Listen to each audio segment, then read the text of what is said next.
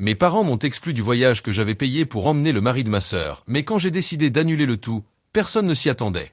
Je ne sais pas comment commencer sans paraître complètement hors de propos. Honnêtement, j'essaie encore de tout digérer, mais écrire m'a toujours aidé, et je sens que j'ai besoin d'évacuer tout ça. Je vais sans doute paraître ridicule, voire cruel, pour certains, mais j'assume. C'est arrivé il y a quelques semaines, et je subis encore les conséquences.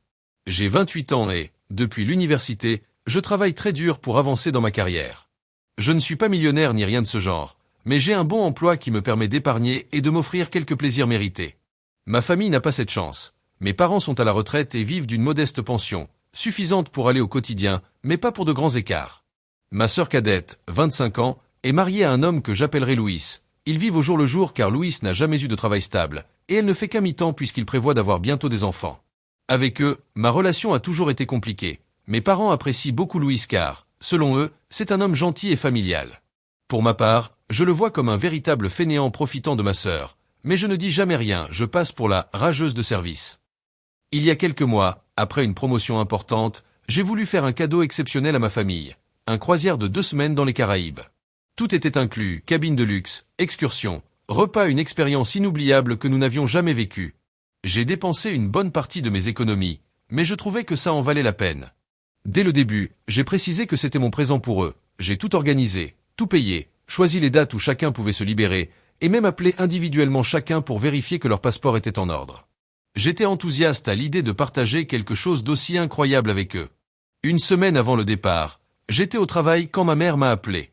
Je pensais qu'elle voulait discuter des derniers détails du voyage, mais son ton était étrange, comme si elle essayait d'adoucir un coup. « Il faut qu'on parle du croisière, ma chérie », a-t-elle commencé.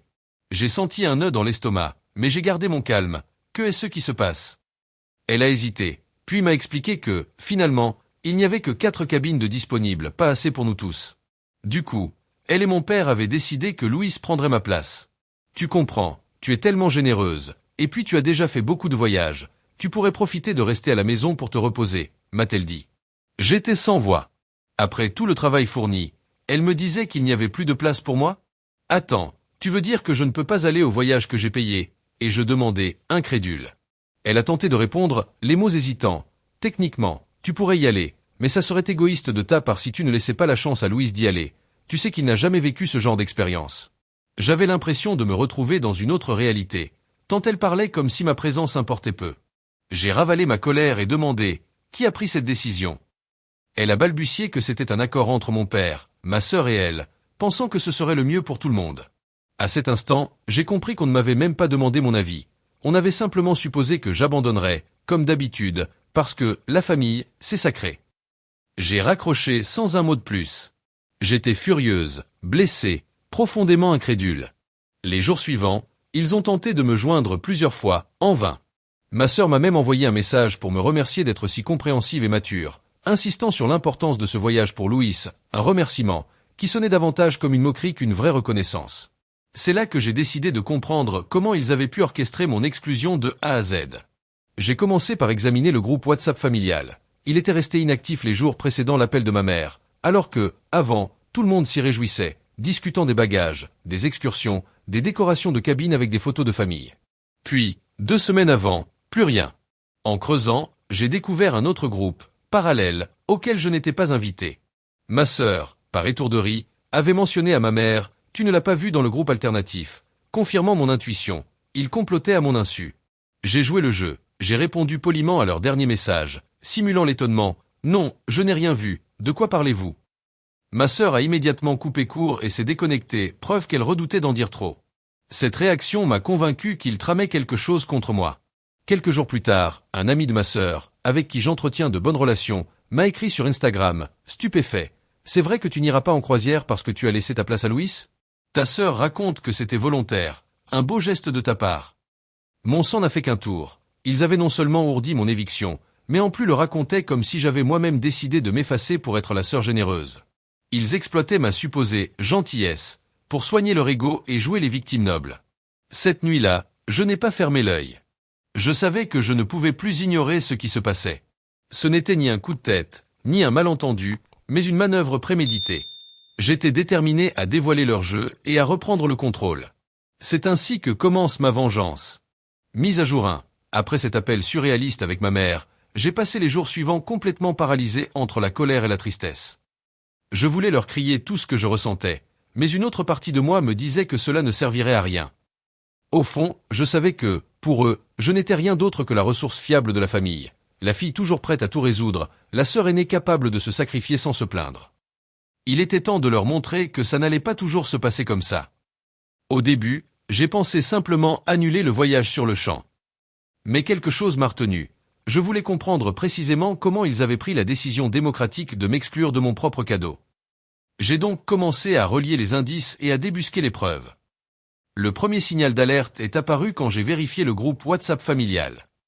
Il était étonnamment silencieux durant les jours avant l'appel de ma mère, alors qu'avant, tout le monde s'amusait à discuter des valises, des excursions, et même de la décoration des cabines avec des photos de famille.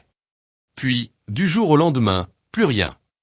En creusant, j'ai découvert qu'il existait un groupe parallèle où je n'étais pas invité. Ma sœur, par mégarde, l'a même mentionné dans un message privé. Tu n'as pas vu ça dans le groupe? Oh, peu importe, maman te le dira. Preuve qu'il manigançait PC, il ne voulait pas que je sache. J'ai décidé de jouer la comédie. Je leur ai répondu avec une politesse feinte. Non, je n'ai rien vu, de quoi parlez-vous? Ma sœur a immédiatement changé de sujet et s'est déconnectée en toute hâte, comme si elle craignait de révéler trop. Cette réaction m'a confirmé qu'il tramait quelque chose dans mon dos. La goutte d'eau qui a fait déborder le vase est arrivée quand un ami de ma sœur, qui a déjà travaillé avec elle, m'a envoyé un message sur Instagram. Il m'a demandé, bouche bée, c'est vrai que tu ne vas pas en croisière parce que tu as laissé ta place à Louis? Ta sœur raconte que c'était ton idée, un cadeau pour eux. Mon sang n'a fait qu'un tour en apprenant qu'il déformait l'histoire jusqu'à prétendre que j'avais, spontanément et généreusement, cédé ma cabine. Ils utilisaient ma supposée bonté pour soigner leur ego et se présenter comme de nobles victimes. Cette nuit-là, je n'ai presque pas dormi. Il m'était clair que je ne pouvais plus ignorer ce qui se passait. C'était une manœuvre calculée. J'étais déterminé à mettre un terme à leur manipulation. J'ai donc commencé à investiguer plus en profondeur. Comme j'étais la seule à avoir accès au compte client de l'agence de voyage, j'ai consulté tous les détails de la réservation, date, paiement, extra. J'ai remarqué quelque chose de curieux. La réservation incluait à l'origine une cabine double supplémentaire. Or, cette cabine avait été annulée une semaine après mon paiement initial, ramenant le total à 4 cabines seulement. Quelqu'un était intervenu dans mes réservations dès le début. J'ai appelé l'agence pour confirmer. Leur réponse m'a glacé. C'était ma mère qui avait demandé la suppression de la 5e cabine. Elle avait expliqué que ce n'était pas nécessaire de payer pour une place que quelqu'un envisageait de ne pas utiliser. En d'autres termes, il planifiait mon exclusion avant même ma prise de conscience. Tout s'éclairait. Ma mère, ma sœur et Louis avaient déjà décidé que ce n'était pas mon voyage. Ils avaient vu là l'occasion parfaite d'exploiter ma générosité pour financer leurs propres vacances de rêve. Pis encore, ils me faisaient porter la responsabilité morale de ce choix, en me faisant passer pour l'altruiste consentante. Je n'étais plus blessé, j'étais en colère comme jamais. Mais j'avais appris que la vengeance la plus efficace n'était pas impulsive. Alors, j'ai décidé de poursuivre la comédie un peu plus longtemps. Je ne les confronterai pas immédiatement, pas avant d'avoir un plan parfaitement rodé. Mise à jour 2. Quand j'ai découvert l'ampleur de leur duplicité, j'ai su que je ne pouvais pas les laisser s'en tirer. Pas après leurs mensonges, leurs manipulations et leur culot d'exclure le financier du voyage.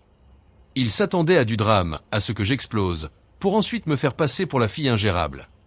Je ne leur offrirai pas cette satisfaction. Mon plan, silencieux, mais dévastateur. Tout d'abord, j'ai relu attentivement le contrat et les conditions générales de la croisière. J'avais le contrôle total des modifications, y compris l'annulation jusqu'à 48 heures avant le départ. Bien sûr, il y aurait une pénalité, mais le remboursement restait conséquent. Je pourrais aussi décider de la destination du reste des fonds.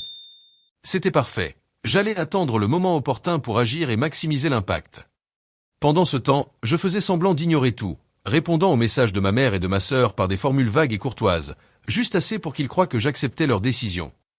Dans leur esprit, j'étais probablement chez moi, abattu, résigné à voir partir leur croisière sans moi. Mais en réalité, chaque seconde passée me rapprochait de l'heure de ma revanche. Le jour précédant le départ, ma mère m'a appelé une dernière fois. Je craignais qu'elle ne veuille se vanter de leur victoire, ou pire, s'offrir un dernier moment de triomphe. Au lieu de cela, elle a soufflé. « Merci d'avoir été si compréhensive, ma chérie. On sait que ce n'était pas facile pour toi. Promis, quand vous rentrerez, On fera quelque chose de spécial rien que pour toi. Une dîner à la maison, exactement leur grand plan pour compenser après avoir littéralement volé mes vacances de luxe. À cet instant, ma décision s'est cristallisée.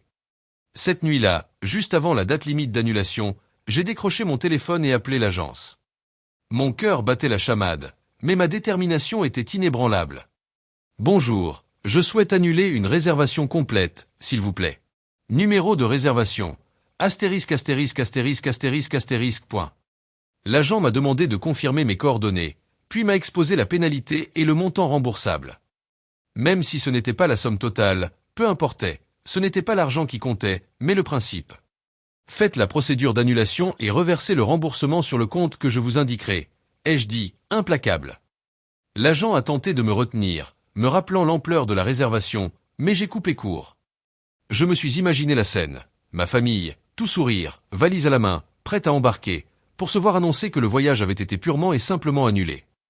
Plus tard dans l'après-midi, le téléphone s'est mis à vibrer sans arrêt. Ma mère, ma sœur, même Louise tentait de me joindre. J'ai ignoré tous leurs appels. Finalement, ma mère a laissé un message vocal, la voix brisée. « Que as-tu fait ? On nous dit que la réservation a été annulée. On est tous prêts au port, valise à la main. Et maintenant, il n'y a plus rien. Pourquoi ?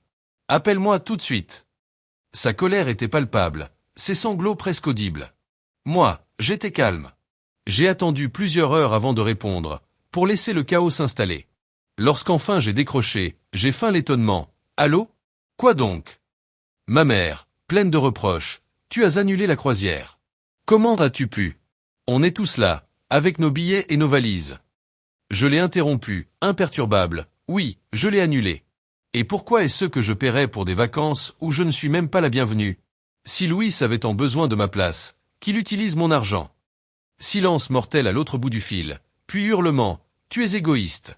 Immature. Tu nous as humiliés. » À ce moment, ma sœur a saisi le combiné. Elle a fondu en larmes, m'accusant d'avoir ridiculisé toute la famille, jurant de ne jamais me pardonner. J'ai entendu, en arrière-plan, la voix de Louise gémir qu'il fallait quelqu'un pour indemniser ses jours de travail perdus. J'ai failli rire. Cet homme n'a même pas d'emploi fixe. J'ai coupé la communication avant qu'ils ne puissent répliquer. Je ne leur devais ni explication ni pardon. Ils avaient clairement montré combien ils méprisaient mon temps, mon argent et mes efforts.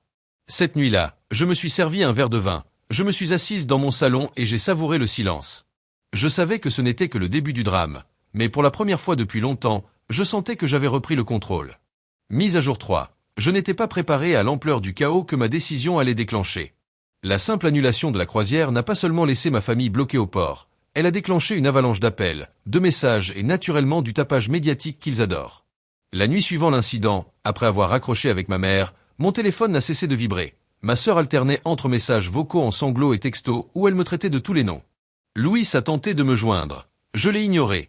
Le véritable spectacle a commencé le lendemain, quand les détails de ce fiasco se sont répandus dans la famille élargie et au-delà. Je ne sais pas qui a lancé la première rumeur, mais bientôt j'ai commencé à recevoir des messages d'oncles, de tantes et de cousins, la plupart essayant de comprendre mon point de vue. « Ta mère est dévastée », m'a écrit un cousin. Elle croit à un malentendu. « Pourquoi n'as-tu pas parlé avant d'annuler ? Ta sœur dit que tu as agi par jalousie. On comprend que tu sois blessé, mais ne trouves-tu pas ta réaction un peu excessive ? Après tout, c'est ta famille, » m'a glissé une tante. Ces tentatives de justification ont déclenché ma colère. À chaque message, je voyais ma sœur et ma mère contrôler la narration, laissant entendre que j'avais agi sur un caprice, incapable de supporter le partage des vacances familiales. Elle diffusait aussi la version selon laquelle c'était un simple malentendu et que j'avais tout pris de travers. J'ai choisi de ne répondre à personne. À quoi bon se défendre face à des proches déjà campés sur leur opinion ? Pourtant, tout le monde n'a pas gobé leur version. Quelques cousins et un oncle, avec qui j'ai toujours eu de bons rapports, m'ont écrit pour en savoir plus. Je leur ai raconté en détail comment la cabine supplémentaire avait été supprimée, comment ma famille avait menti en affirmant qu'il n'y avait pas de place, et comment ma sœur utilisait mon soi-disant sacrifice pour se faire passer pour l'héroïne. « Ça dépasse tout », m'a écrit l'un de mes cousins. « Ta sœur a toujours été manipulatrice, mais là, c'est un autre niveau. Tu as eu raison de te défendre, il te voyait comme un distributeur automatique. » Ces mots, durs mais sincères, m'ont apporté la validation dont j'avais besoin. Pendant des années, j'avais laissé ma famille profiter de moi, persuadé que ma valeur dépendait de ce que je leur apportais, argent, temps, sacrifice. Cet instant de confort moral a été le premier pas pour briser ce cycle. Entre-temps, ma mère et ma sœur n'avaient pas renoncé. Après être rentrée du port, valise en main et visage marqué par l'humiliation, ma sœur a tenté de limiter la casse. Elle a posté sur ses réseaux sociaux une vieille photo de famille, avec un commentaire du genre « Parfois, les choses ne se déroulent pas comme prévu, mais la famille vaut tout l'or du monde ».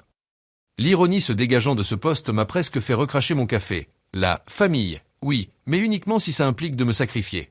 Le coup de grâce est survenu quelques jours plus tard, quand ma mère m'a rappelé, cette fois avec un ton presque conciliant. Je sais que tout cela t'a blessé, ma chérie. On voudrait partager un dîner ce week-end, en tête à accent grave-tête, pour discuter. On est toujours une famille, non? Le mot « famille » sonnait comme un vilain refrain pour me faire oublier leur trahison. J'ai répondu calmement. Vous avez pris des décisions sans me consulter, puis vous avez menti. Je ne vois pas pourquoi je devrais revenir là-dessus. Elle a éclaté, hurlant que j'avais tout gâché, ruinant leur image devant tout le monde. Je l'ai interrompu. Pour qui? Pour vous. Parce que moi, je dirais que le vrai gâchis, c'était votre plan pour m'exclure et votre mensonge. J'ai raccroché. Ce week-end-là, ils m'ont convié au repas familial, mais je n'ai pas répondu à l'invitation. J'ai appris par mes cousins que pendant la soirée, ils ne parlaient que de moi. Ma mère et ma sœur se plaignaient en me présentant comme une personne égoïste et ingrate. Mais plusieurs convives les ont remis à leur place. Si vous étiez si convaincus, pourquoi n'avez-vous pas prêté votre propre argent ou demandé à Louise de contribuer? Pourquoi faire porter cela à votre fille? Ma mère, sans voix, et ma sœur, crispée, ont dû avaler leurs mots. J'ai su à cet instant que la dynamique évoluait. Je n'étais plus seul à devoir me défendre. D'autres voyaient enfin la réalité de mes aînés. Mise à jour 4. 3 mois ont passé depuis le fiasco au port, et pourtant, beaucoup de choses ont changé. Après des semaines de tension, d'accusations et de silence radio, c'est ma sœur qui a fait le premier pas. Elle m'a appelé, la voix tremblante. Je n'en peux plus de cette distance. Je suis fatigué de tout ce stress. Peux-tu venir chez maman ce dimanche? On a toutes envie de discuter calmement. J'étais surprise par son ton sincère, presque vulnérable. J'ai accepté, mais avec prudence. Je poserai mes conditions. Quelques heures plus tard, je me suis retrouvé dans le salon de ma mère. L'atmosphère était étrange, presque solennelle. Ma mère tenait une tasse de thé à 2 mains, ma sœur était assise face à moi, et Louis regardait par la fenêtre, silencieux. Ma mère a brisé la glace. Je suis désolé d'avoir agi sans te consulter. Je ne me rendais pas compte de l'ampleur du mal que je te faisais. J'ai pensé bien faire, mais je me suis trompé. Ses yeux brillaient de larmes. Ma sœur a enchaîné. Moi aussi, je m'excuse. J'ai utilisé ton sacrifice pour me valoriser auprès des autres, et c'était horrible. Elle a baissé la tête, honteuse. À ma grande surprise, Louis a relevé les yeux et a dit d'une voix grave, « Je suis désolé. J'ai été complice sans réfléchir. J'ai profité de ta générosité. J'ai blessé la personne qui me considérait comme un pilier familial. » Il s'est tourné vers moi. « Je te demande pardon. » Pour la première fois depuis des semaines, j'ai senti un poids tomber de mes épaules. Il n'était pas entièrement innocent. Tout le monde avait sa part de responsabilité, mais il se montrait, enfin, sincère. J'ai inspiré profondément et, calmement, j'ai répondu « Merci pour vos excuses. Je ne dis pas que tout peut être effacé d'un coup, mais je veux qu'on se respecte désormais. J'ai besoin de sécurité. Plus jamais je ne serai mise de côté. » Nous avons parlé longuement pendant des heures, de mes sentiments, de leur manque d'empathie, de la manière dont ils m'avaient utilisé sans vergogne. Aucun reproche acide, simplement des mots vrais, posés. À la fin, nous sommes convenus d'un accord tacite. Je ne reparlerai pas de la croisière, et eux s'engageaient à toujours me consulter à l'avenir. Petit à petit, la normalité est revenue. Les dîners familiaux ont repris un rythme calme, sans faux semblants. Mais je savais que rien ne serait plus jamais comme avant. J'avais brisé une dynamique toxique, et eux, peu à peu, comprenaient qu'ils ne pouvaient plus me traiter comme une simple caisse automatique. Mise à jour finale, pour l'instant. Ce que je n'avais pas prévu, c'est la suite. Dans les semaines qui ont suivi cette réconciliation, j'ai remarqué un changement subtil dans le comportement de Louis. Là où il semblait autrefois mal à l'aise à mes côtés, il était maintenant détendu et presque soucieux de mon bien-être. Il m'apportait un café le matin, s'informait de ma journée, et m'écoutait plus attentivement que n'importe qui d'autre dans la famille. Un après-midi, nous nous sommes retrouvés seuls dans la cuisine de ma mère. Il a pris une profonde inspiration et m'a avoué qu'il se sentait emprisonné dans son mariage. Non pas prisonnier de ma sœur, mais prisonnier de son propre rôle de mari toujours absent, toujours redevable à ma sœur et à ma famille. Je sens que je passe à côté de ma vie, ni reconnu ni aimé pour qui nous sommes vraiment, dit-il, le regard rivé sur mes mains serrées. Je ne savais pas quoi répondre. Pourtant, un bouleversement irrépressible m'a poussé à lever les yeux vers lui. À cet instant, nos regards se sont croisés, et j'ai compris que je n'étais plus la même sœur généreuse. J'étais devenue une femme avec des désirs, des limites, et un besoin profond d'authenticité. Une semaine plus tard, il est venu frapper à ma porte, visiblement nerveux. Je dois te dire quelque chose. Je crois que je suis tombé amoureux de toi. Sa voix tremblait, et moi, j'ai senti mon cœur s'emballer. J'étais déchiré, coupable envers ma sœur, mais incapable de nier l'attraction brûlante qui s'était installée entre nous. Ce soir-là, nous avons parlé pendant des heures. Il a dépeint son malaise, ses frustrations, et l'amour qu'il ressentait pour moi. Je lui ai fait part de mon conflit. Je ne voulais pas blesser ma sœur, ni détruire la famille, mais je ne pouvais pas renier ce que je ressentais. La tension est montée jusqu'à ce qu'il me prenne la main et m'embrasse. C'était comme si tout mon être retrouvait une respiration nouvelle. Nous avons cédé à cet élan imprévisible, une trahison, oui, mais aussi la découverte d'une complicité et d'une passion que je n'avais jamais connue. Depuis lors, nous nous voyons en secret, quelques heures ici et là, des discussions volées dans un parc ou une ruelle calme. Chaque rencontre est un mélange d'euphorie et de culpabilité. Nous savons tous les deux que c'est mal, et que si ma sœur l'apprenait, ce serait la fin de plusieurs relations. Elle, moi, et peut-être au-delà. Louis m'a dit qu'il envisageait de mettre fin à son mariage, mais il est conscient des conséquences dévastatrices. La honte publique, la déchirure familiale, et la culpabilité de blesser la femme qu'il a épousée. Moi, je n'ai pas de réponse claire. Je vis cet amour interdit dans un double monde où chaque sourire partagé est teinté de peur.